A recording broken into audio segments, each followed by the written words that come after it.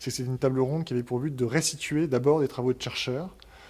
qui ont travaillé sous des formes différentes, que ce soit la forme de journalisme gastronomique ou le journalisme à l'AFP, comme c'est mon cas, ou le journalisme hacker,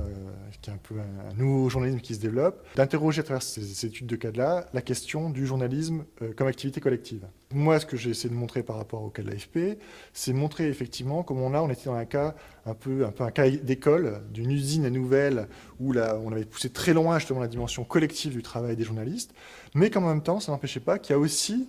il reste quelque chose d'une dimension individuelle, et heureusement, du travail des journalistes. Après, c'est vrai qu'il y a aussi un autre aspect qui est apparu dans les débats, c'est celui d'un enjeu un peu politique autour de cette notion de collectif. C'est dans quelle mesure est-ce qu'on peut faire exister un collectif rédactionnel qui peut être un moyen de résister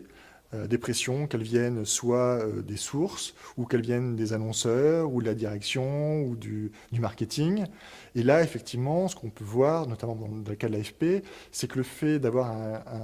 une rédaction importante, organisée, avec des syndicats, avec une société de journalistes, ça permet effectivement d'avoir un certain nombre de garde-fous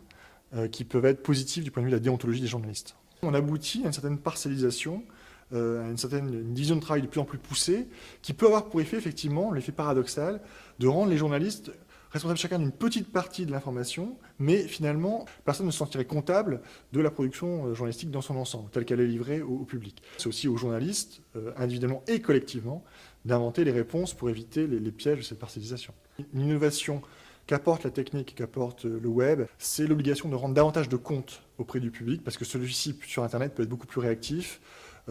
quand les journalistes écrivent une bêtise ou quand ils pensent qu'il y a des compléments d'informations qu'on peut apporter. Il y a souvent des gens qui sont en fait experts de certains dossiers qui vont intervenir. Et là, on peut dire qu'effectivement, à travers le web, il y a